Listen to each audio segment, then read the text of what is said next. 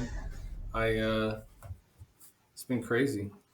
How's the retirement life treating you? Uh, it's good. Man, I bounced around so much from different jobs and stuff after I retired. I just had absolutely no idea what I wanted to do. There was a point where, so once I retired, I went to tech school and got a certification in CNC machining. Oh, that's a pretty Uh, good one to have. so yeah, it was pretty cool, and it was how to actually do the coding. So I learned how to code by hand, then use computers to learn how to code, how to do the 3D modeling, take that code and put it into the machine and operate the machine and make whatever part that you wanted to make. Um, and I think what happened is once I got out of school, I, I found some places that were hiring. Of course, in Houston, there's a lot of oil and gas. Yeah. So found some places that were hiring, but I just couldn't get like a second interview because I didn't have the operator Yeah. experience. We'd love to hire you. You You have know, no experience. Yeah, exactly. Oh, great. Thanks. Well, I think I knew that already. That's why I'm here talking to you. Yeah. So I did the same. I worked at a when I retired, man. You're trying to figure out what you want to do, right? yep. So you've got this resume, you've done all these great things. You can pretty much do anything. I could be in your talent acquisition. I can help you recruit. I can do all that. So I went and worked for a staffing agency, and we actually did warehouse manufacturing and logistics. So we worked with CNC machinists, tried to get people hired, and that was the deal. It was like those people, um, they never uh, would hire people that had no experience. You know what I mean? And you're Yeah. like, well, I understand that part, but at the end of the day, if you don't take someone on with no experience, then it's hard. But even the people that didn't have experience, it was always like, well, we'll take them on, but we're not. They didn't get much out. Like it didn't make sense. But that CNC machinist, man, that thing. If you have experience, it's a pretty good job to have. But Yeah. again, a lot of the guys you're competing with are like 40 years old. They've done it for 20 years. Yeah. It's not a Yeah. job that's. And there was, I think about that time, there was a lot of the oil and gas and the machinery places were kind of downsizing. Oh yeah, And so you had all of these, machinists who had 20 plus years of experience out in the market competing with those same jobs. So, it was a no brainer for those companies to go with somebody who, has hands on experience for 10, 15, 20 years. yeah. Well, I mean, I don't know. I know how to use my cell phone. I can dial a phone number and I can send a text message.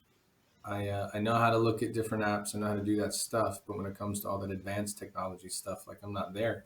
But anytime I'd ever see these guys working with a CNC machine, and I'm not familiar. I don't know how hard it is to use. I know that there's a lot of like technology to it, programming, getting measurements right, making sure that you input it into the system correctly. But whenever time I see stuff like that, I'm like, well, isn't it? And I might be wrong, but isn't it as simple as I know what the measurements are for what you need? There's boxes in this program where I put that, push the button, the machine makes it. So you probably can be creative with it, but is it really like in your opinion? Do you really have to have 20 years experience to go in and do well at that job? No, So I most, was always like, man, yeah, I would say most companies have separated the programmer and the operator into two separate positions. So you have your programmer who's sitting in front of the laptop or the computer, designing the parts, making the program. They download it to a little thumb drive, flash drive, bring it out to the CNC machine, plug it in. The operator then loads, program 1, 2, 3, puts the material in the thing and hits go. so the You hardest know, part of that I think is like the manual part of putting the material into the machine, right? Like, because it depends. Like I went to some warehouses when we were working, and those machines are massive. Yeah. And some of them had to have indoor crane lifts to be able to pick up the metal parts to put into the CNC machine. To like a lot of, um, it was a lot of oil and gas, but it was like pipe fitting. Like they Yeah. had the uh, the couplings that had the big, huge like bolt holes in it, where you had to like that's the stuff they were machining out so they could connect the oil and gas pipes. Yeah. But they were always like, I think the biggest thing they told us is like there's different types, right? It's like you have a BMW for a CNC machine, and you've got like a Ford, and everybody was looking for like that Mercedes version that was like the newer program version that people would have to do. Yeah. And a lot of times, those older guys that were used to the older system, like they were like, I'm not learning how to do that. I'm not doing it. I guess because it was too complicated or Yeah. something. It's just crazy to see, like coming out of being in the military. You know what I mean? Like I did a lot of stuff. We did a lot of stuff, and like you come out, you want to go in a different direction. You want to do something different, Yeah. but then at the same time, I always like when I was on that search, because I wanted to do leadership and development. I wanted to do like a training gig, right? Because that's what I did towards the end, and noticed that despite, well, we were chiefs for 15 years, maybe a long time. Yeah. Despite all that leadership experience, the corporate world was like, yeah, that's cool, but we don't know how that translates here. Like, what are you talking about? How do you not? So I was like, well, recruiting it is. And then, I'm like you, man. I didn't know what to do. Got fed up finally and bet on myself. Yeah. So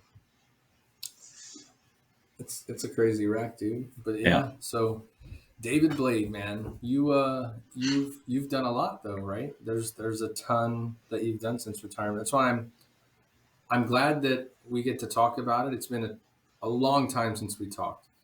Do you remember? Do you remember where we first crossed paths in the Navy? Do you remember? Uh, I was actually trying to think back where it was. Because Uh, it wasn't in Houston. it was not in Houston. No, It was when we were super, super green, brand new career recruiters. We went to the academy together, dude. we did. Yep. That's right. CRF Academy. That's where we're at. I was trying to remember, was it Noru or was it recruiting school or was it the academy? And then I was like, oh, it's definitely the academy. So in there learning how to be the best Yeah. career recruiter ever and then moving on. But yeah, that was the first time. And then it was funny to meet up in Houston all those years later. Yeah. And then, a person like me, I'm not the best person at reaching out and staying in touch with everybody, right? Oh no. I'm not awesome at that. I am not. What I do like to do though is I do like to check in with people just to say, hey, what's going on? How are you doing? And I found in retirement, I'm a little more aware of just checking in. Not Mhm. necessarily, I never really hung out a lot anyway. I wasn't a hangout guy. I'm still Yeah. kind of not a hangout guy, but Yeah. I'm Yeah. still like, hey, how are you doing? What's going on? Because I found in retirement, like, find out what people are doing, and if there's any way to help in what they're doing, then like that's the role, man. Like you can't succeed unless you got a team on your side, right? Yep. We learned that for a long time, but I think some people forget about it once they transition out, and that's why I like the fraternity we came from. I mean, I don't know, what, 2 or 3 times in the last couple of years I've talked to you, right? Hmm. Hasn't been forever, but I know that you're off doing like a new thing that is like your new role of what you're trying to build, which we're going to talk a little bit about, like what got you into that. But I know that I can help you there because I directly correlate to that. So it's that whole mantra of veterans helping veterans and helping each other succeed. And I think that it's important to look at the charities. It's important to look at all of the resources like Wounded Warrior Project and all those things where you can give back there. But Hmm. I'm more, I'm not focused on it, but I'm more trying to help people I know that are trying to build something that's like their livelihood. You know what I mean? Yeah. Yeah. Versus let's just look at um, how can I donate more to give more resources. I'd rather help directly, and that's the reason for talking today. Let's help directly. So it's good stuff. Yeah. No, that's a good philosophy to have. Good way to live your life. Yeah, man. So let's unpack a little bit. So let's go. So after retirement, you did the CNC thing. Is there anything else that you did along the journey before you got to where you're at now? Yeah, quite a few actually. So CNC went to school, did some job hunting. Um, During that job hunting process, there was a brand new indoor rock climbing gym that opened up in Katy, Texas, and um, started going there just as a member, just to go and work out and rock climb and do something that was fun with my buds. And found out that they were hiring, and I hadn't got a CNC job yet, so I was still searching. So I was like, yeah, I'll do this part time while I'm looking for what I went to school for. Yeah. Ended up staying there full time for probably just over a couple years. So I just started working the front desk, customer relations, getting people checked in, hooked up to the ropes and letting them go, all the way to teaching the youth programs and the kids who wanted to come. I was there multiple nights a week at the, kids come and do their club, and teaching adults how to lead climb, all while climbing myself and learning that sport. Oh, Um, that's awesome. and it So was, needless to say, you love climbing. I Cool. kind of faded away from it a little bit, but it was really cool to see it in the Olympics this year as a, the first time sport climbing was really neat. Yeah. Um, from there, I got an offer to go back to the school that I went to for CNC and work in college admissions. So right back to recruiting. Yeah. And I was like, I'm going to give it a shot. I'll give it a fair evaluation. It's not the military. It's not Navy recruiting. So let's see how it goes. Um, Went there and I worked for 2 months and found out that no, this is not what I want to do at all. So how do you feel like, okay, so Navy recruiting, right? You and I came up in Navy recruiting at a time, uh, if I remember correctly, and I'm pretty sure I do. So the time we came into recruiting duty and we went to be a career recruiter was right about the time that they figured out and decided that real big downsize we did a couple years ago, yeah, that was dumb. We need a Yeah. lot of people. So like the pressure and the stress was on. So like our indoctrination into this whole it's amazing we decided to do it for a career. I'm gonna be honest. Yeah. There's a lot of times I'm like, I willfully decided to be stressed out every day Yep. because they needed so many people because they downsized so much that not that the American military wasn't like weak by any stretch of the imagination, but they knew we needed people because like you can't run a ship with a skeleton crew in the Navy, right? And so it was like stress and pressure, pressure, pressure, pressure all the time. Yeah. Working hours weren't great. No. The leadership that we experienced in that part of the Navy was not great. People selfish for themselves, and it was really weird to decide I wanted, and I don't know how you feel about it. It was really weird to decide that I wanted to excel and be a part of something that I saw people that gave me an example every day of how not to lead people. And I was like, yeah, I think I'm going to stay here and do this. Right. It was just different. Like it's not the same, but the school of hard knocks, right? You came up in a really difficult time in recruiting where 6 days a week. And then, oh yeah, by the way, you got to take people to the hotel to ship out to boot camp on Sunday. So now you're working 7 days a week. My kid's got a doctor's appointment. Well, don't you have a wife? She can take them. I need to go to the doctor. Yeah, but is it sticking out of your body? Now you're good. You know what I mean? Like Yeah. Yeah. crazy nuts. We put up with a lot of crazy stuff. It's amazing that you decided to do that. So how do you feel? And then fast forwarding it got better. It's better now, I think, than it has been before, especially with the new model that they have. There's not as much pressure, so a lot of people don't feel But what's crazy is people still walk around and say they feel pressured. We're those old guys who would walk around and be like, "You don't even know what pressure is. You don't know Yeah. what it's like, right?" It's different because they got to find, like we just had to find someone that could pass the test. Now they got to find someone that can be a nuclear engineer, some Navy SEALs, or Yep. there's a lot of advanced stuff. How do you feel in your experience from when you came up in recruiting in the Navy to college admissions, which is recruiting?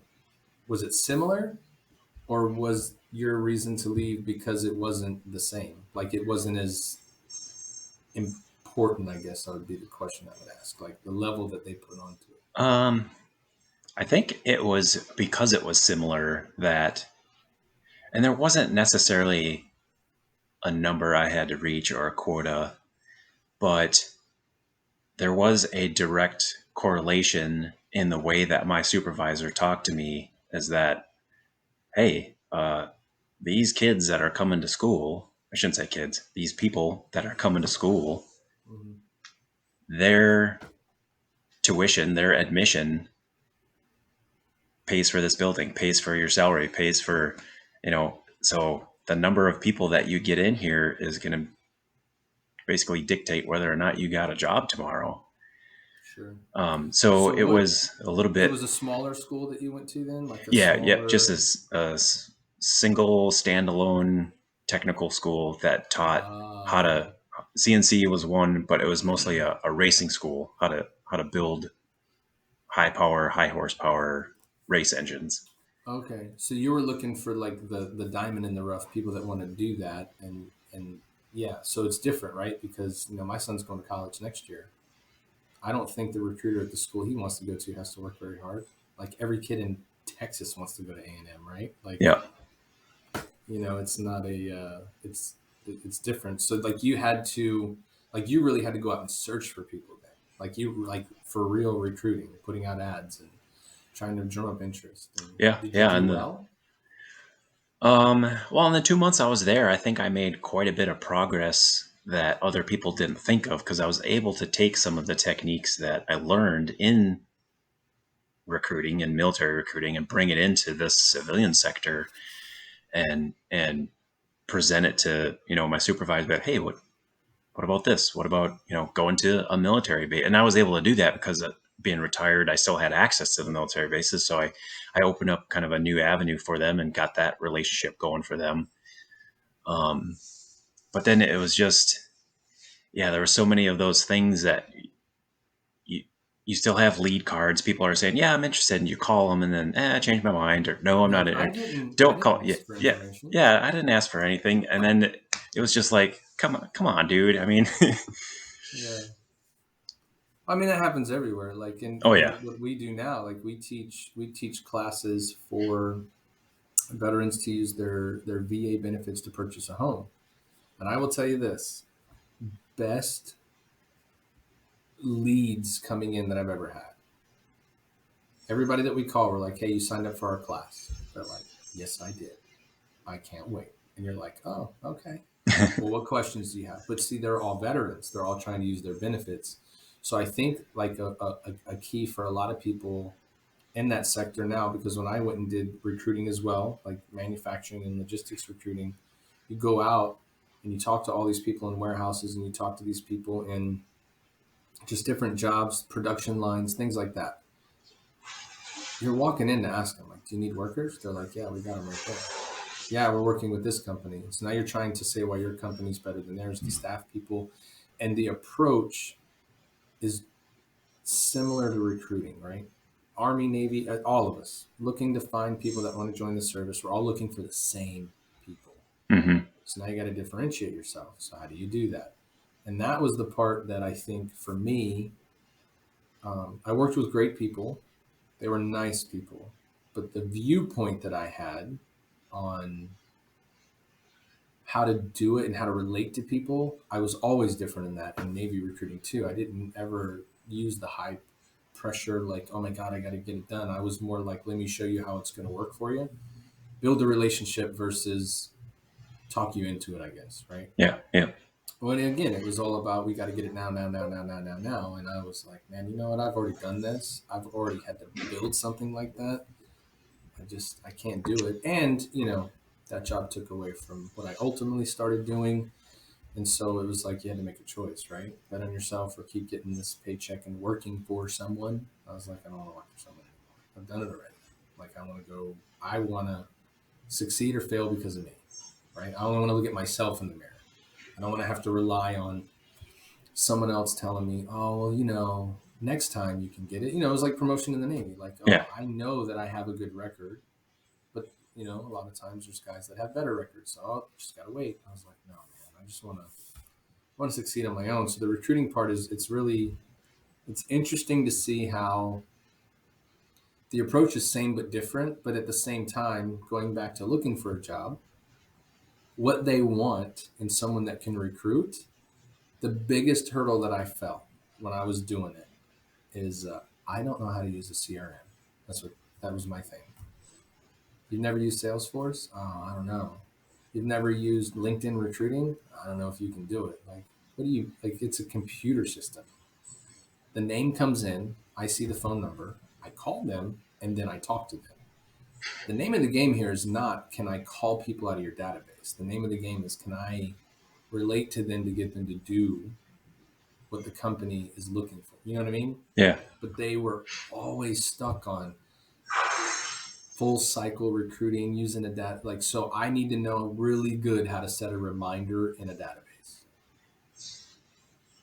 Okay. I mean, I guess that guy's better than me, but he can't even talk to you straight in the face for 5 minutes without getting nervous, like, I don't know, it was weird. But it's interesting to hear that they were like pushing like people you bring pay for this building, they pay for this thing, they pay for your salary. It's like they're holding it over your head, right? Yeah. Yep. Exactly. Not a way that I'm going to work. So the recruiting part, a couple months, and then what was after that? And then, so after that, I found a company called Element Materials, and they do material testing. And they're worldwide, have labs all over the place, but this one here in Houston did a lot of metal testing, and the metal was a lot of oil and gas, so drill bits, drill pipe, uh, just fluid transfer pipe, airplane stuff. We did a lot of stuff for Airbus. So we would get this metal and it would go through the machine shop and they would machine it down into these tiny little blanks, and it looked almost like a barbell almost, but just small, just about this big. And you put it into a hydraulic press, and the hydraulic press was set up in a way that it would apply the pressure in a pulling force. So it would put it in there and it went through a program and pull it until it broke. So it was destructive testing. And then I wrote down those numbers. And that was it. And so I did, I could get through, depending on if the machine was running smooth that day, you could do 40 to 50 tests in an 8-hour shift, and did that for about a year, and it just got monotonous. It was the same, put it in, push the button, write it down, Yeah. put it in, push the button, write it down. I was just And thinking that was that in it. my head. Yep, it broke. It's supposed to break. Yeah, I broke 40 today, boss. We're good. Man. And so think about it this way. Before the Navy, right? Before we joined the Navy, as a young kid, whatever you were looking to do, whether, whatever it was, I was going to go to college, I was going to go do this, I was going to do that. If you would have started a job like that straight out of high school, do you think that that would have been the greatest job you've ever done? Do you think that your outlook would be different? I think about this sometimes. Yeah, I don't know. Because I look back and I see a lot of people where I joined the Navy from, and you can see they're still there, right? Like, Yeah. I still know people. They're now like store general managers of fast food chains, or they're still working in the factory. Like, they're still doing the jobs we did before I left, and it's still the same job every day. And I was like, oh my gosh. I guess the part that I liked about recruiting is, even though it sucked for the most part in the beginning, I think that it was different every day because every person was different. Every situation was different. How you get out of that was different. You really had to think, right? You had to be creative. And I think that's a lot of what, I don't know, what do you think? Like sitting in front of a machine and pushing the button, you're doing the same deal, like it's not creative. It's not fun. No, yeah, no, it's not. And it's kind of a weird story how I got out of working there. I don't want to say got out of, but it, we had we had a guy who I became friends with working in the lab, and knew him for about a year, and he's like, I don't like it here anymore, so I'm gonna quit. And this is right in the middle of COVID, so they're already limiting our hours, and they're already doing downsides. So he voluntarily quits and gives us 2 weeks. Does it all like he should. And a couple of months later, we found out that he attempted to take his life. So we went and visited him in the hospital, and he was in bad shape. He was in a coma. He was just laying there. A couple of guys at work went with me, and we all visited, and shortly after that, he passed away. Hmm. And they were continuing to do the downsizing, and I was the only guy in the lab on our shift that was married, and my wife worked. Everybody else was either single or they were the sole provider for their family. And I knew that there was going to be more downsizing coming because I was pretty close with my boss and just talking to him about everything, and so I volunteered. Basically, I said, if there's another set of cuts, my family and I can handle losing my income better than everybody else. And this was just an assumption I made. I didn't know, if there was another guy named Dave there, so I didn't know if Dave, if he lost his job, what he was going to do. No clue. And maybe he had another thing lined up. Maybe he had a side hustle going. I don't know. But I don't know that I was ready to take that chance, because in my mind, the guy who worked there and then took his life, it was, is it that bad that you couldn't find a job, you couldn't pay your bills, that you just had to do that? So that in my mind was why I was volunteering, because I didn't want to see that happen again.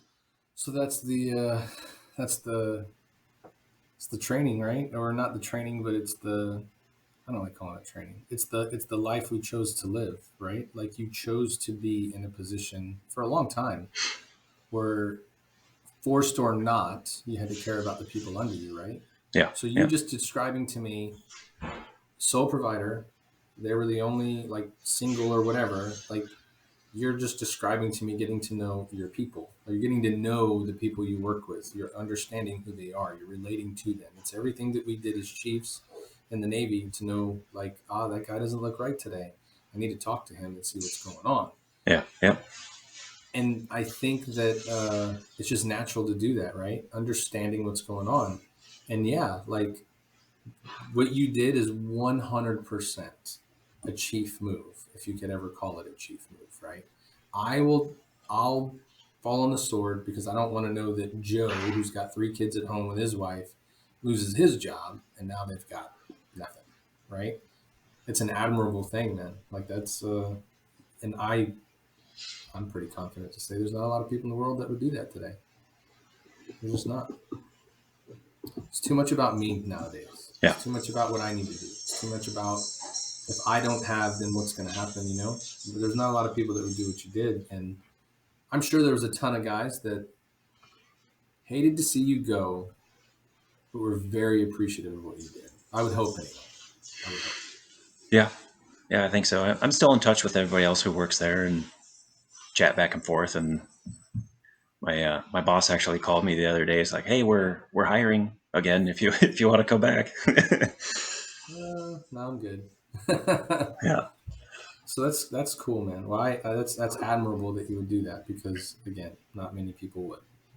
just because everybody's all worried about what they're going to get, So Yeah. how did your wife, did you and your wife had talked about that before you did it? Or did you do the typical Navy chief thing and just come home and be like, hey, I'm just about to tell you I did something today? No, we did talk about it. She doesn't necessarily agree with my move. Um, but it just was something I had to do, I think. Yeah, for sure. But that led you into what you're doing now, right? It did, yeah. So my wife and I moved to this current house about 2 years ago, and I got to talking with the home inspector who was doing the house. His name is Don, and I was like, "Hey, how'd you get into home inspection, and do you like it?" And I think I started the conversation just like I do with anybody, is just to get to know them, I think. Yeah. And so he started talking about, he's like, I'm actually a retired shop teacher, and this is kind of my retirement job. So I think that statement right there really resonated with me, that this is my retirement job. And, I was like, oh man, I'm semi-retired, I'm retired from Oh the no, we're military. we're retired for I sure. got a pension coming, so maybe this could Yeah. be my my retirement job. But it took me a good 2 years for it to really kind of click. And the I don't want to say an opportunity, but the you know being furloughed from that testing position, that same day, my boss came to me and said, hey, it's today's the day, because we were already talking about it. And he was like, today's the day. I was like, okay. I left from there, Googled the address of the school I wanted to go to, drove there, and signed up that day. Nice. Um, and that's how I got into home inspections. So Yeah, so what about, so your company Anchored Inspections, right? Houston area. So you do all the inspections for people that are purchasing homes. So if they purchase a home, they need to do an inspection, kind of walk people through what that means. And what I'm really would like for you to just portray to everyone really is, why is it so important, one, to do the inspection, but two, make sure that like you really read the report that the inspector gives, right? Because there's a ton of people, especially in today's market. I don't know if you've seen this, but in today's market, people are like, I'm not doing the inspection. And you ask them like, well, why are you for real? Like this house was built in 85 or this house was built in 98. Like you don't want to do an inspection. And every one of them, well, I'm not doing it because if I do an inspection, then that means I'm not going to get the deal. Like there's this huge fire sale mentality, yeah. which is kind of slowing down now. It's slowing down. It's kind of evening out to get back to where it kind of used to be, but it's still there. Not doing inspections because they just want to win the deal. And then you get into the house and you're like, well, this stuff's wrong and this stuff is wrong. And that person, like the seller lied to me. They knew that this, you know what I mean? Like Yeah, yeah.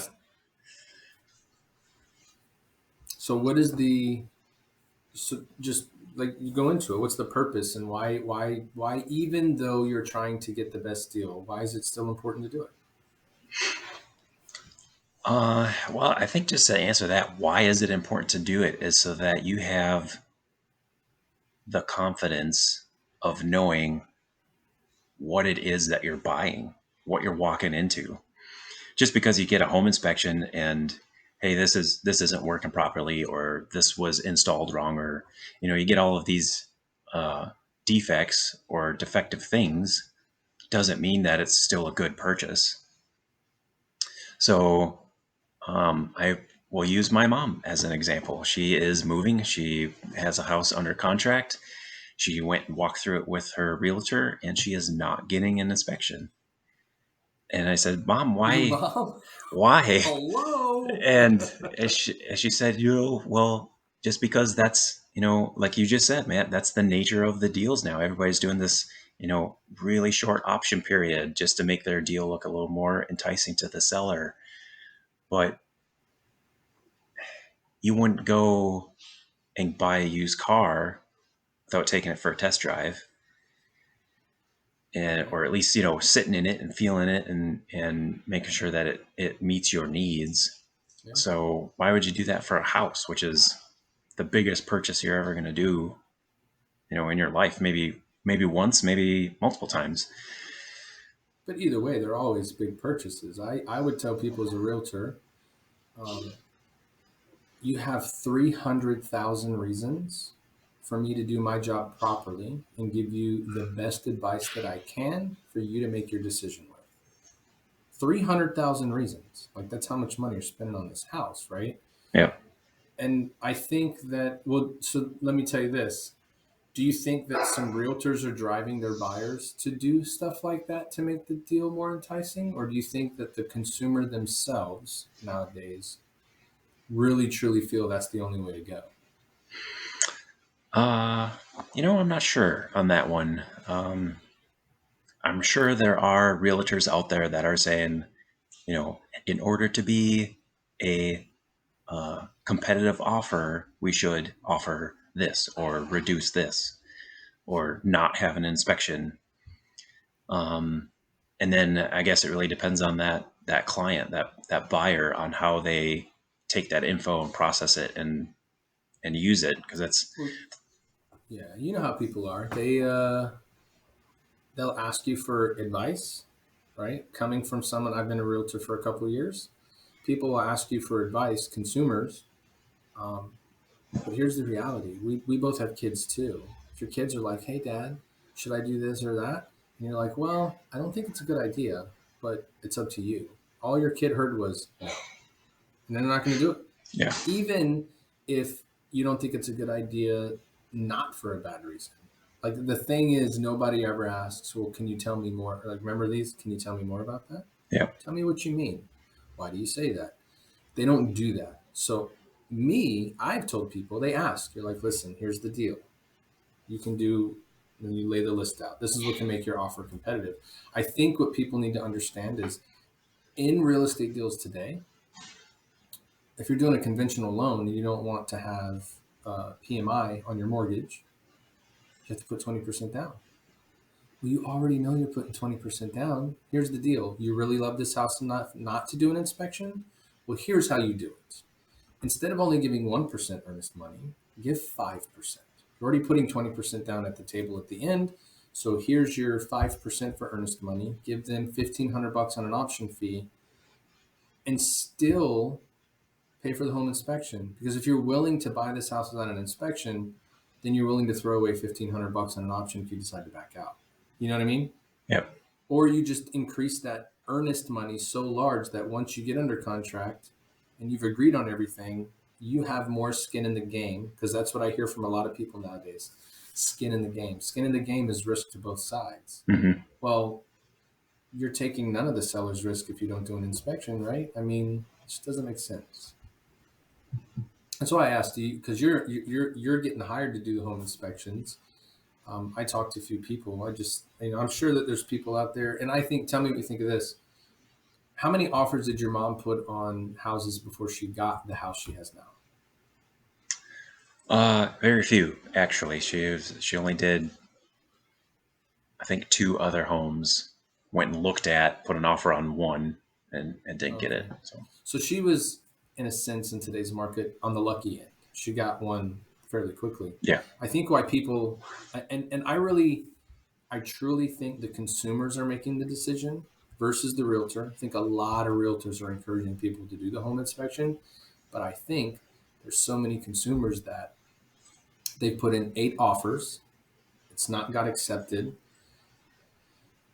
They start asking the realtor questions, and the realtor goes through the scenarios, right? You could do all these things. And I think they pick out the things, and it's always the things that you shouldn't pick out to do to make it competitive. And that's why, like, they just don't want to lose again. And a lot of these people are coming up on the end of an apartment lease, or their houses that they live in, they're selling.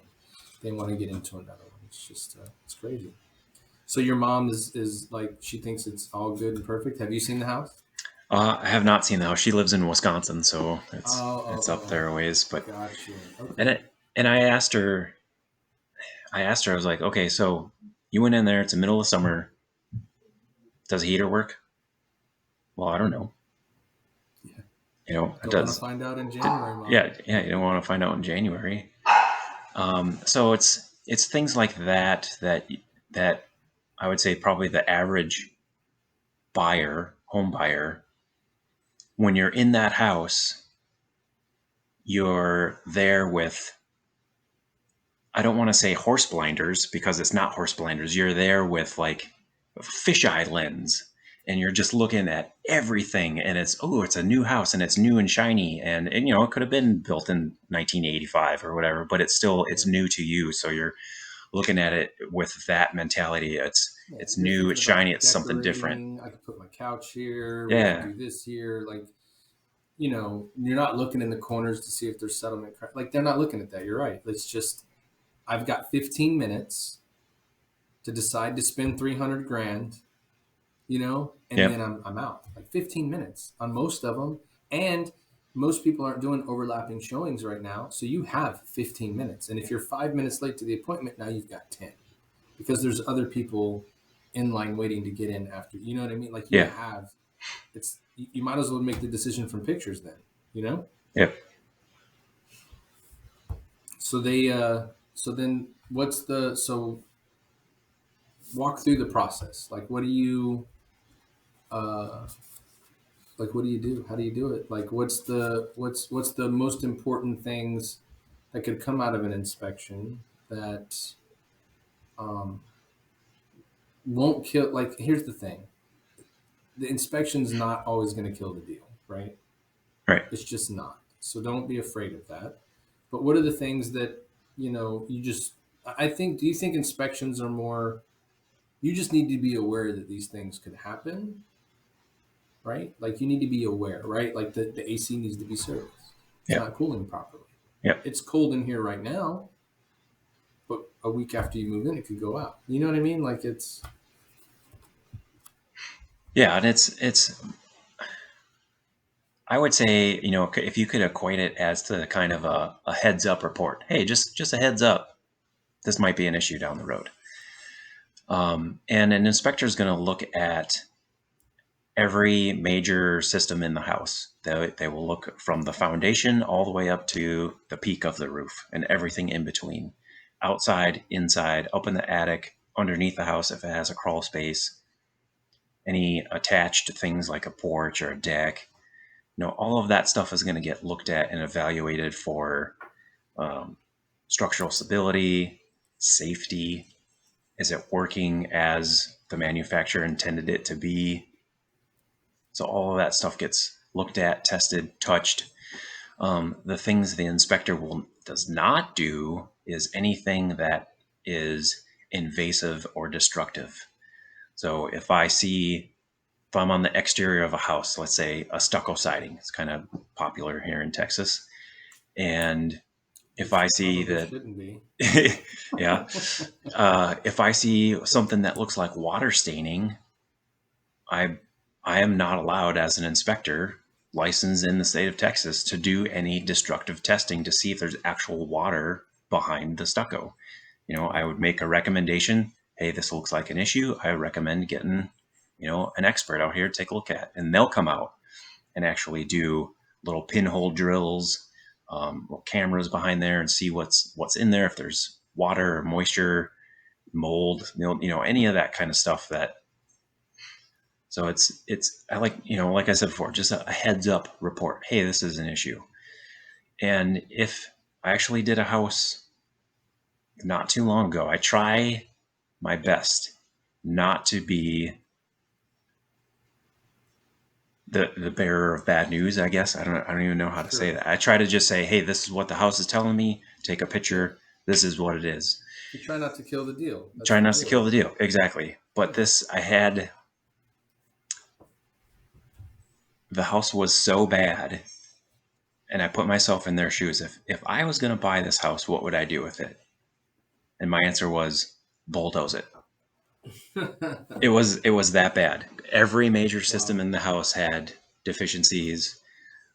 The foundation was sinking, and so they were looking at buying it as an investment.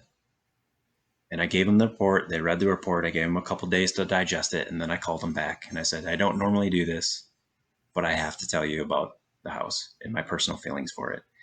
And I told them about it. And they were like, yeah, that's kind of what we were thinking. And we really appreciate you calling us. And they didn't go through with the deal,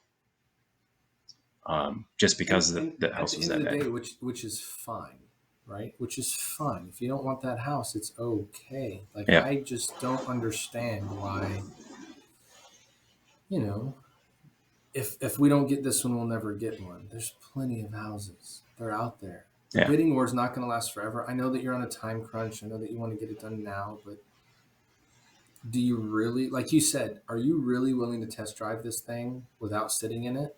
You're just going to look at it. I saw it in a commercial. It looked cool driving on the road, so I just want one. That's it. Yeah. Okay, well, I guess if I'm the guy, I'll sell it to you. But don't come to me after and say that you're mad or angry. You know, there's tons of that. Like you come through and I don't know, like just so many times you help people sell houses, and there's two sides of the coin to that, right? So you just said earlier, like let's say, like you said, stucco looks like it's got a water stain, and it could just simply be just maybe there was some tree roots or branches or something in the gutter, and when it dripped down, that's just staining from like the I don't know, you call it the dye from the wood, right? It's just like a Yeah. stain, right? Yep. Doesn't mean there's something wrong. Help people understand just because you say, I see water staining on the site, I recommend a licensed professional come out to check the issue to make sure there's no other problems. If I'm not incorrect, you are truly saying, I see a stain. If you want to get that checked out, it has to be by a licensed professional. I'm not telling you the siding's falling off the house, right? Because I can't do that. I can just tell you this is what I observe, but in order to make sure that you're good, then I just recommend you talk to someone that knows what they're doing if you want to, not you have to. You know what I mean? Does that make sense? Like a lot of people take that inspection report and they'll go back to a realtor and be like, I want all this fixed. I'm like, you want all of what fixed? Everything that's wrong. Well, what's really wrong? Like all this stuff that's written down. I'm like, okay, well, it just says that it appears. I I see this. Like the recommendation is just that. It's a recommendation. He didn't say this house is going to fall over in 3 months. I don't think you should buy it. You know what I'm saying? Does that make sense? Like, Yeah. am I going in the right direction? Like, it doesn't mean there's a huge problem. A recommendation from you is just truly a recommendation, right? Like, Yeah. if you need to get it looked at, like, is there anything or any time on there? And I'm not familiar. So as a licensed inspector, like you're licensed through the state of Texas, to go out and do the inspection. So if you do see an issue or a problem that could be a problem, even if it's not a big deal, like buy your license and you've taken the oath as an inspector that you're going to be honest and fair to whoever purchases your services. Like you have to write it on there, right? If it appears that it could be a problem, you need to write it on there. Yeah. Because if you don't, and it is a problem, now you're putting your license at risk, right? Like Hey, now that's hey. your business that can go under just because the water spigot leaked a little bit and you didn't write it down that it's got a leak. If you want it checked, a plumber needs to come look at it, right? Yep. I can't look in the pipe. But if it turns out that there's this huge problem inside the wall and you didn't write down that the faucet was leaking, like anybody could trace it back to that, right? Exactly. So like I guess my thing is like, is there anything on there that you have to write, like you have to get this checked? Because you guys don't ever say you have to, right? It always is a recommendation. It is. Yes, it is always a recommendation. And no, we don't. Probably, I hate using the word never, but I would probably never say you have to do this. Yeah. It's here's the problem. I would recommend having XYZ come out and check it. Plumber, Yeah. AC guy, structural Even if engineer, the whatever. AC doesn't turn on, right? Even Like this is what's crazy. Like the unit's been gutted. There's no guts to the AC, right? So obviously somebody stole everything. AC shot. It has to be replaced. You still have to write, well, the AC is not working as it's intended, so I recommend that you have an AC guy come out. Like that's what I'm right. Like that's what it would be. Yeah, and hopefully, I'd be able to see. I'm out taking pictures and looking at stuff. So if I'm looking outside at the exterior compressor and it was totally just smashed apart for the copper, I'm going to take a picture of that, and I probably won't write that somebody stole it, but I will put outside unit is damaged and no But longer works. so that's kind of what I'm getting at, though. Like I think people need to understand, and this is why it's good to talk to you because a lot of people, there's companies out there that people like as a realtor, right? If I need to do a home inspection, I have to recommend three people, right? I have to do it. Got to recommend three because I can't just monopolize the market with one person and force a customer into using who I want them to use because that's who I want you to use because then that can be inferred as I'm getting special treatment or whatever the case may be. Yeah. Yep. But there are people that realtors have that they will always tell, like I always tell people, now that I know that you're in the business and I know who you are and I know how you do things, I always say at least you need to give David a call because, and I tell him he's veteran owned. He knows how to give you the right service. He's going to be blatantly honest with you, even if you don't want to hear it, because he was been trained and knows that bad news doesn't get better with time. And it's okay, rip the band-aid off. Like I'd rather you know now than after when you've closed, right? So you recommend the three people, but there's always those companies that like are to be like, oh my God, ABC company's coming out here. Oh, we're screwed. That those inspectors are horrible, right? Yeah. Because they always put it personally on the inspector. Like the inspector is just personally an a-hole, and he's going to try to do everything he can to kill. Like I've heard this when I've told agents who my inspection company is coming out, like, oh, they're a-holes and they're just going to kill the deal. I'm like, what are you talking about? So I always ask the realtor, well, what's wrong with the house then? Right? If you're worried about the inspection, just tell me right now what's wrong, and maybe we can negotiate what needs to be fixed before the inspector even comes out. We're still going to get it inspected, but your fear is through something. You know what I mean? Yeah. And so, like, you're not ever personally saying, right? You don't ever do an inspection and go, if this was my house, I just don't know if I would accept the fact that, you know, that wall outlet looks crooked the way it was built, right? Like the construction of this thing is bad, right? Like in your construction expert opinion, right? Like you're only looking at the facts. You're picking out what blatantly obvious is wrong, and you have equipment to test things too, right? If it's Yeah. not within the parameters that the manufacturer, that's the key word, right? Manufacturer says it should intend to, then you write it down. That's exactly Like it. you're not even making a personal decision. You're stating facts, right? Yeah. Have you ever had realtors call you after you've done an inspection and like just pissed because you said their house had issues on it that obviously it does and they just can't see past the commission table to understand that there is issues with the house? No, I have not yet, fortunately, and I'm sure someday that'll happen. Oh But yeah. most of the excuse me, most of the clients that I've had are appreciative of how I write the report. That is, just like you were saying, here's the issue. This is what's causing it, or this is what needs to be done to fix it or remedy the issue. Moving on to the next topic. I try to not put my personal opinions or feelings into it, other than the one house I was telling you about, just because I couldn't stand Sure. to see them make a $300,000 mistake. Mistake. Yeah, But absolutely. yeah, but But I not mean, all if it's a houses are like that. one-off, though, if it's a one-off, this one house that you're going to do millions of these things, and there's going to come points in time where, like, let's go here. It was, you said this was people doing as an investment, right? So if it was their first investment, you kind of want to try to get that one right. You don't want to have the HGTV experience where you open up shit and you start to see things are breaking. Like, you Yeah. don't need that experience, right? No. It doesn't have to happen. Or first time buyers. First time buyers, you really gotta.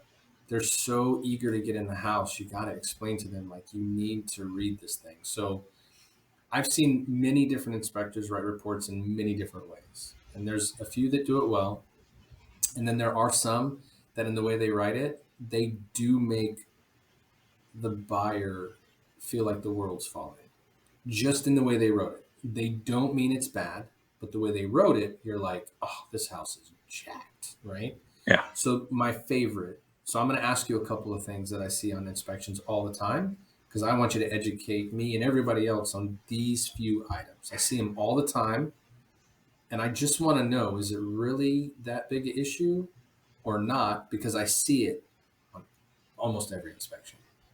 The first one is, there is no, what do they call that, goo stuff around the wires, whatever that is. What is that? In the electrical service panel. Yeah, there's no whatever around the wires, and like every inspection said, there's none of that in there, like cellophane or whatever it is, like the, I Just don't know, the caulking or the sealant. Yeah. it goes around the wire that's right Yeah. in there. Like, there's nothing there. Like, Yeah. it's supposed to be on the wire. Every single inspection I see that. So is that like a new build requirement that you'll see that when they build it new and it's supposed to be installed that way? Or is it truly something that homeowners should be making sure is put on there on a consistent basis as part of home maintenance? There's a difference. It is. I don't want to say it's a new build. It has always been that way. So the requirement is that if wires are exiting the service panel, they need to be sealed up. And when that service, those big, heavy, thick service entrance wires come into the house and they go into that panel, the the the caulking, the sealing, the foam, whatever that construction company is supposed to put in there, doesn't get in there. It doesn't mean that your electrical service panel is going to start on fire, or sparks are going to be shooting Yeah, out of there, any of that kind of stuff. yeah. It just means, hey, there's a hole here, and it's a penetration through the wall of your house, and it should be sealed up. And that's what I'm kind of getting, is like, I tell all my favorite though is clients you work with that they own the house and they're selling, right? And they're immediately going to buy, right? They get the inspection. The inspection report for the house they're buying says it doesn't have that. And they're losing their stuff, right? They're like, oh my God. 2 weeks later, the inspection report for their house comes in. Same problem. They're like, I don't know why it's a big deal. Like, whoa, wait a minute. 2 weeks ago, you were about to say that your house was, you know what I'm saying? Like, it's Yeah. so here's what I found. Tell me if this, well, so let's ask a couple more on the inspection that I see all the time. That's great. And some of them I think I know the answer to, but it's good to hear it from an inspector's point of view and why it's written there so that people understand, right? So the second one is corner pops on the foundation. There's corner pops, and I recommend that you have a foundation or somebody come out and take a look, right? Corner pops. Because the corner has popped, meaning you were weed eating, or they pulled the forms off and it popped when they pulled the form, right? Because concrete, I mean, it's going to come off. You're just saying that it's there, right? So that's something that, because it's not perfectly cornered and because it doesn't look like it was brand new, you have to write it in there, right? But it doesn't. I guess my whole point to this is having you explain to people that doesn't mean that your foundation's cracked straight down the middle. Right. Exactly. A corner pop, and I will say that depending on the size of the corner pop, mostly is cosmetic. So a lot of the homes in Texas have an exterior brick veneer. And basically that means that if you imagine your house being built, you have your framing, And then on the outside of that, it is wrapped with brick. And the brick isn't necessarily touching the framing of the house. It has anchor points and stuff to keep it, attached and not falling over. So this brick in the summer, when the Texas sun is beating on it and it's getting hot, it expands. And as it expands, it needs to go somewhere, but it's sitting on that foundation. So the foundation is not going to expand as much as the brick. So that's where the corner pop happens. The brick starts expanding, the corner gets loose, and there's your corner pop, that crack. So the comment that you're going to get a lot from inspectors is, corner pop, recommend you get it looked at. And I think that comes because a lot of inspectors don't want to take that chance of it being a bigger issue, because it's like you were saying, this is my business. So if it is a bigger issue, I'm on the line. So I would rather you went and had an expert in foundations come and look at it to make sure that it is not a bigger issue than what it looks like. Right. So that's exactly what I try to explain to them. Because what I explain to people when they're looking at their inspection, I tell them before you even open it when the inspector sends it, there's a few items that are always in there. The corner pops are very, very common. The deterioration of the post tension cable on the outside because you pull the frame off and obviously the wire is exposed. Not every builder puts mortar around those to seal those cable holes. Like it's water's going to get there, it's going to rust. But that doesn't mean that the entire cable all the way through is rusted, right? So you may see that it's deteriorated. You're going to see a couple of items in here where it says you need to talk to a foundation person. Your inspector is not saying they have a foundation problem because number one, they can't because they're not a structured engineer. That's not they just you're paying an inspector to go white glove your home and tell you how dirty your kid's room is. That's what you're doing. They're there to be your eyes because here's the deal. Inspector's not buying the home, so they don't even care. Like how good or bad the report is. What you want is an inspector that's objective, is going to give you everything. And so another one that I see all the time, for me, when I'm going through the reports, is you see a lot of what was the one that I had the other day? A lot of times you see when they pull the furnace open, right? The color of the flames means there's carbon monoxide going in the house. Yeah. But I see it on a lot of inspections. Just it's what it is. And here's and help me maybe understand it. I see it more in the summer than I do in the winter. Is that because the furnace isn't really running a lot during the summertime? So you've got to take a look at it. Does it run hotter in the summer? Like, is there something that, because I would imagine it being hotter outside, the flame is going to run hotter, which is going to give it a different color. I just don't know. That's why I want to educate myself because then I can go back and talk to people about it. But then from your perspective, right, is there a difference there? Because I don't see it very much in the wintertime. I don't get a lot of like this thing's burning super hot. Like they're like it's working as it needs to because now it's, you know what I mean? Yeah. So the color of the flame does indicate that it is not having a complete combustion of whatever type of fuel. So you want that nice bright blue flame and with a complete combustion. So if you get that little bit of yellow or red or orange, that means incomplete combustion. There's carbon monoxide coming out, going, hopefully just exiting the house right out your exhaust. But as far as summertime and wintertime, I have noticed that as well. And my theory on that, and I'm not a HVAC guy. Yeah, neither am I. I'm My just asking if you've seen it too. theory on that is think about the first time you kick your furnace on in the winter when it's cold. You kick it on and it stinks and you're like, oh, what? That's all, all of that dust and everything that has been cycling through your furnace but not getting burned off is now all being burned off all in that instance, that first time you kick it on. So when a home inspector comes in the summer he's going to test your furnace. He kicks it on, goes up there, looks at the flame, maybe doesn't wait long enough for all of that dust and everything to get burned off, and that is what is causing that yellow flame. Not your ace, not the heater itself. It's just Right. dirty, and it kind of Because needs to clean itself.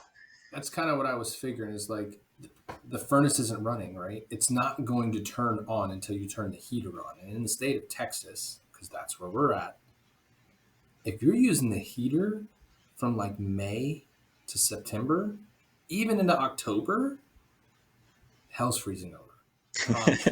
Yep. Because it's hot in Texas. So this thing, like, and that's kind of what I was hoping I would hear you say is like, it hasn't run in so long that once it kicks on and starts, people got to understand that those things have to work harder like if it's been off for a long time, it's got to work hard to get where it needs to be or work the kinks out. Or like you said, get blow the dust out of it or whatever it is. And like, honestly, how long are you up there to look at that? You're not going to leave it running for 3 hours and then go back and look at it. Yeah. You don't have No. that time. Yeah. Yeah. Yeah. You don't have that time. But Plus, again, you're in a house. It's just an example of, I'm just telling you what I see. And again, it doesn't mean that there's something wrong. You know what I mean? Because the seller's like, oh, I just had my AC checked and they said it was working well. Okay, great. Send me the paper that you did the service on it and it's working properly and we're good. And then they scream and yell about that. Well, I can't find it. Well, then did you service the AC? Don't tell me you did it, right? Like, it doesn't cost much, man. It's $80 for who I used, the couple people I know. They come out and look at it and you're good. Yeah. It's fine. But people are, and I think that's the deal, like with home inspections, the stigma is if this guy comes and looks at my house, I'm so nervous and worried. Like I've got a couple of people I'm working with now that, hey, they're coming to do an inspection on your home. Come do an inspection. Yeah. Like you didn't know that we weren't going to do this? They're not just going to come by your house and say that it's good. But again, here's what people are hearing. Well, there's other people not doing that. Well, good for them. I always default to this with everybody that I work with. Whenever I have a seller, when I work with a seller, I'm not going to say that goes crazy, but they have blowback and just lots of concerns about things like a home inspection or whatever. First question I ask them, well, when you go buy your next house, are you going to forgo your inspection? Absolutely not. Oh, it's okay for you to forgo the inspection, but the dude buying your house just needs to trust you. You know what I mean? Like, Yeah. Come on now. Treat people how you want to be treated. And I see that a lot. And, we have a lot of real estate agents out there that just don't have a ton of experience too. And so they're what they call in the real estate business winning listings. And they're putting homes on the market and they don't know how to work with sellers. They don't know how to, have that conversation to make sure the seller knows what's going to happen during the process of this person putting your home under contract. You've got the option period. The inspector's coming out here. You need to give them access to the home. They need to be able to walk through it. You don't have to be there. You can if you want. But the other part, if we can help all the real estate agents out there help our home inspectors, and you tell me if I'm wrong, you do not need to be up the inspector's ass when they're looking at your home for the buyer. Stay away. You don't have to explain everything that he starts looking at, because here's what you're really going to do, seller. Now you're going to make the inspector dig deeper. Because if you're worried about everything I look at and you're trying to pull me away from it, it's like your kids. Did you clean your room? I did. Well, let's go look at it. Well, Dad, no. You just trust me. You know what I mean? Yeah. Do you get that a lot? Do a lot of homeowners want to be there nowadays? Yeah, I get a mix of the home is vacant, so nobody's there, or it is occupied and the homeowner's there, and either they'll just sit on the couch, watch TV, and totally, or just go do whatever you got to do, or they follow you around like a little puppy dog to every room, not necessarily explaining stuff, but to just like keeping an eye on what you're looking at and things like that. And some of them just want to know for their own, maybe for the next house they're buying of, hey, what do I need to look at when I'm buying a house? Yeah. And so now, and I can and I can get the seller that wants to be home because they want to kind of keep an eye on the inspector, right? Because they have stuff there. They don't want it to just walk away. I got it, right? All good. I just, man, I tell the sellers I have all the time, like, just do not think that you have to tell them in every room they walk in, asking 100 questions about what's wrong. Like I had a seller like about a week ago, 2 weeks ago, and it might have been a couple months ago. Everything runs in so quick, crazy quick. Uh, their inspector just was not a personable person, right? They like being an inspector because, as an inspector, you go in, you do what you got to do, you leave, and in a lot of cases, they don't necessarily have to talk to the person buying, right? They can just send a report. There's Right. very few that will say, "Hey, meet me at the house when we're done. I'll go over it with you, right, and kind of tell you what we're looking at, so I can explain to you these sections that I know you're going to look at and be like, holy shit, right?" So the guy just was not like, just wouldn't answer the questions he had. Just, and in a sense, he felt like the guy was ignoring him, right, just being rude. Yeah. And so as soon as the report came back, right, and the buyer wanted repairs, oh, they lost it too. They lost it. Like, I knew that guy was bad. It's like, why were you following him around? You set yourself up for failure because you just already knew he was going to be bad. The guy just did, he had a job to do. That's what I try to tell a lot of the sellers. They have a job to do. They're paid to be there for 2.5, 3 hours tops, get into the house, look at everything. They've got to test everything.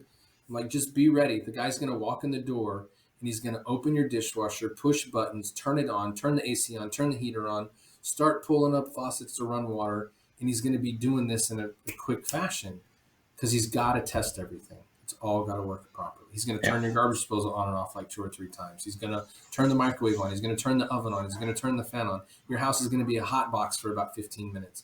He's got to test everything, And the more you get in their way, the longer it takes. And let's be honest, the longer I have to look at stuff, the longer I can nitpick at it too. And I think a lot of sellers don't understand, if you just leave me alone, it's going to be better for you, right? Because we're human. So if you keep telling me everything I need to know about a room, correct me if I'm wrong, I'm going to need to look at this room a little bit further just to make sure I've identified anything that could be an issue. Yeah, Right? exactly. Just because it doesn't catch my eye, right? We've walked in the kitchen and we've walked into the garage. Every other room you cared less. But you've been on my ass about this garage and kitchen. What's wrong with those 2 rooms? You know what I mean? And sometimes it could be the seller's opinion of they always find problems in the kitchen. You know what I mean? Yeah. Like if there's going to be a problem, they're going to find it in the kitchen. So maybe it's a preconceived notion, and there's absolutely nothing wrong with the house. But yeah, man, like let you do your job, right? You're a professional. Like we can actually say that now, David. Yeah. Yeah, it says that in my license. Yeah, for sure, man. So so obviously business is good for you right now, and I would say that because the market is doing very well. So future plans with Anchored Inspections, what's the future look like for you guys? Well, I think if you're getting to like, do I want to grow the business or expand to multiple inspectors? I don't think so. I'm happy just kind of being, my own boss and just being me, myself, and I for a while. I think I would like to try and get not necessarily a new market, but a new niche maybe of inspections to be, and I've heard them called like a healthy home or yearly maintenance inspection, something like that. So back to that car that people buy. You buy this car, you go around, you kick the tires, you're like, okay, good, I got it. But you don't just stop there. You bring it for the oil changes, you get new tires, you get new windshield wipers, you do your maintenance. Well, when's the last time you went up in the attic and looked at the drip pan underneath your AC, or you looked at your water heater, there are yearly maintenance items that need to be done on your house. So if I could could get into, that market, or get people to be like, hey, it's been a year since I bought this house. Can you come look at it and make sure it's still in the same condition? Make sure that my AC and heater is running the same. Can you make sure that all of the caulking around my windows is still good to go? I don't have any leaks on my roof.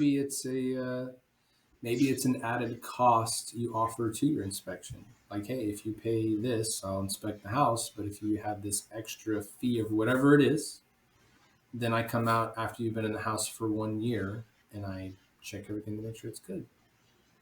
Maybe it's an extra cost that goes into that or something like that, maybe, or Yeah, yeah. like a rewards club or something. You could do it, definitely. And I think getting into a niche like that definitely is beneficial because here's the deal, right? They looked at it for 15 minutes. You looked at it for 3 hours. You're really not going to start noticing stuff until you live there. Yeah. When you've moved your stuff in, and now you're looking at the walls every day. Now you're noticing what's out there. So I think that, I mean, that's a pretty good idea. Yeah, and just like you, so think about the last place you moved into. Not even necessarily the house you bought, an apartment or a college dorm room, whatever. You walk in the first time, you're like, it's pretty cool. I can live here. And then a week into it, like, oh, I never noticed that this door This doesn't place is shut a all the piece way. of trash, dude. Right. Every barracks room you've ever been in, like, I could live here. And then half the time, though, the reason you couldn't live there was the roommate they gave you. But that's another story. Yeah, you can't really pick those. Yeah, yeah. Just like you can't pick your parents, just like you can't pick, your kids. No. But it's something that you learn to do, and like you can't control certain things. And I think that inspection extra that you could offer helps them control how they're doing, because that is the deal, right? Who really does, like, how much of an inspection that you do on a home where you put recommendations for things to be fixed, how much of that would be reduced if a homeowner did routine yearly home maintenance? Quite a bit. Right, like Yeah. things like outlets missing from the wall. Like, how do you not have an outlet cover? It obviously broke. It is 15 cents and one screw. Go buy Yeah. one, right? Uh, GFCIs. That was another big one that I see a lot in the laundry room. Is that a requirement? Any wet space. So every house, I even had a new build house. Every new build house that I've done as a realtor, there's never been. So what they're wanting to see, here's what inspectors. So there's a difference, and maybe you can help me clear it up. Maybe I'm getting it wrong. So you can have a GFCI outlet, but it doesn't have to have the tester on it, right? So if it's a GFCI outlet without the tester, what that is just a regular outlet that has been wired in line with another GFCI outlet somewhere else. Think about your kitchen. All of your kitchen outlets on the countertop need to be GFCI. Mm-hmm. But there's probably only one, maybe two actual GFCI outlets. Everything else is tied into that. So if I plug something in on this outlet and it trips, I got to go way over there, press the button. Yeah, so that's what I mean. So what I've seen is, again, people are saying, okay, there's no GFCI outlet in the laundry room, and now the sellers or the buyers are like, they need to install an outlet there. I'm like, well, is it so? Can you tell when you're doing the inspection? Is there a way for you to tell if it's on a GFCI line? There is. You get Or did you just trip one of the outlets and see if that one's still working once you do it? you get an outlet tester, and on that tester there's a button to trip the outlet, and you plug it into any outlet. If that outlet is on a GFCI circuit and you press the button, it will trip it regardless of what outlet you plugged it into. Okay. So then for those deals, like if they simply take the old regular outlet out and install a GFCI outlet standalone, that suffices, right? Because It that outlet works. alone will trip, right? That'll work. So Yeah. that's what I tell a lot of people. You don't have to rewire that, and then that's what they think. We got to rewire the house. No, you got to buy a $5 outlet, open the panel, pull it, and then put the new one. And then, man, the thing I love to hear the most from real estate agents, we want a licensed professional to come out and do all of that. Now, there are things that you want a licensed professional to do. Service your AC, check your water heater. There's leaky plumbing pipes, you want a plumber.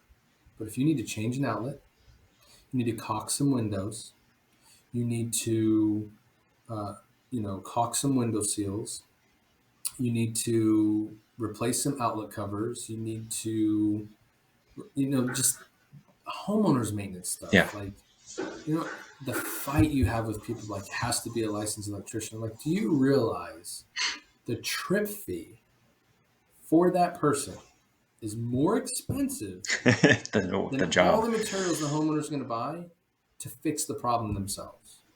But then you ask the agent, because the agent's always, in this instance, it's always the real estate agent that's demanding. When they say that the customer's demanding a licensed professional, that's like telling me you're worried about my appraisal. The seller doesn't know the appraisal is going to be a problem until the agent starts freaking out about it. Let's be honest, right? Hmm. So you telling me that they demand a licensed professional means that you are. So let me ask you, if it was your seller and they could do homeowner maintenance, like, would you be willing to pay hundreds of dollars for a $30 fix? Like, absolutely not. But you want me to do that. And I found that just having that conversation has changed it a lot. You know what I mean? Yeah. It's helped us to work through these things because I'm just like, look, you and I both do the same job. We both work with the same people. Like, I'm willing to send you a video showing that it's good. Your person can come in here right after the repairs are done and right before closing and verify that it's all completed. It will be done. It will be done right. You know what I mean? Like, caulking windows, like, seriously, I can tell my son, hey man, go caulk the window. Put your finger on it. You're good. Like, it's not a, I mean, it, depending, but it's not a skilled trade labor job where, like, if the bead of caulk has a tiny little wrinkle in it and it's not perfect, it's still going to do the job. Yeah. And it's outside, and you didn't even notice it when you wanted to buy the house. So now you're really concerned with what it looks like. You weren't concerned to look at it before. You know what I mean? Yep. And again, in 2 years, yearly you should check it. But in 2 years, 3 years, you probably are going to come out and do it yourself. It's going to have to happen again. That stuff deteriorates because we live in Texas and it gets really hot and it does dry out. And so that's why your windows have fog in them, because the caulking around the window is allowing the heat to get through there and it's getting between the cracks. Like, there's no way to perfectly fit everything. We're not building a concrete bunker, we're building a house. And so that's the part of all the time where I just look at agents like, my goodness. The inspector does it right, but I think there's a lot of mix of uh, panic, and I have to win. That's what I see. Yeah. I have Yeah. to win. Yeah. Yep. Like, great, you just won. That's awesome. Well, here's what's going to happen next. I'm going to give you all these repairs. You want $4,500 in repairs? Done. House doesn't appraise. Well, you're screwed on that one. We're not helping. Let's fight for what's important, right? You want to kill the deal? Be adamant about these repairs. And then if the house doesn't come in at appraisal for $4,500, $5,000, guess what? Your person's paying that. You know what I mean? That's Yeah. what happens every time. Like, it's just this win mentality just doesn't help for people to negotiate. You know what I mean?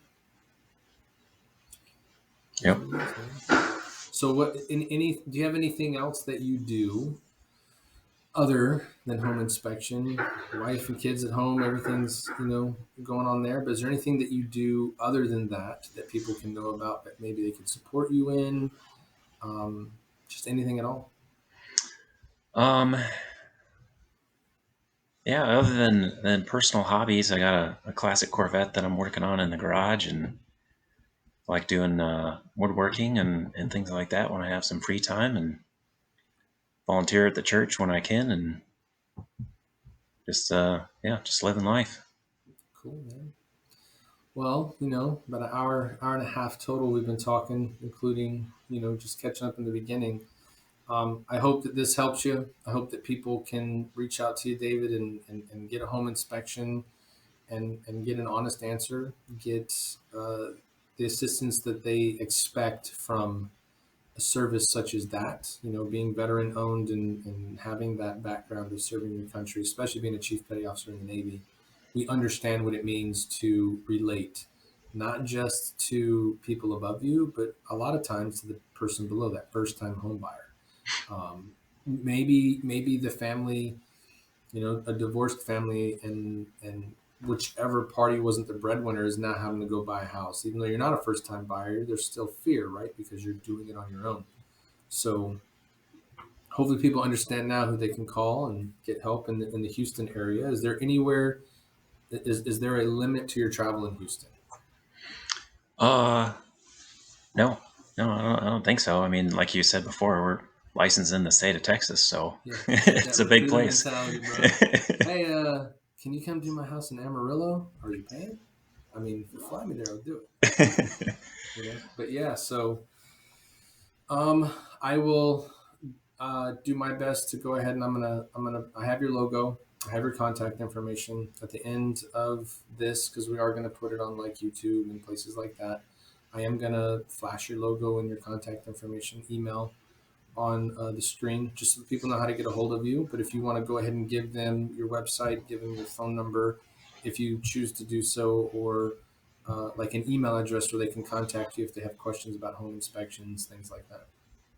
Yeah, for sure. The business name is Anchored Real Estate Inspections, and the office number is 832 974 0107.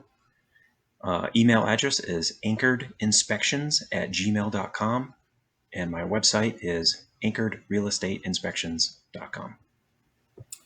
Great, man. Well, again, David, thanks so much. We'll have to do it again, and maybe the next time we meet, we can go have a beer For sure. or get some coffee if you'd rather do it in the morning. But whatever, man. I'd like to meet up and see how things are going, and see if there's anything else we can do to help you out, and just be on the lookout. We're going to send you stuff as much as we can, and whoever you can help, we appreciate it. And you know, just thanks, man. I appreciate you coming on. It's been a pleasure to catch up with you, and just learn more about what you're doing now and what we can do to help you out.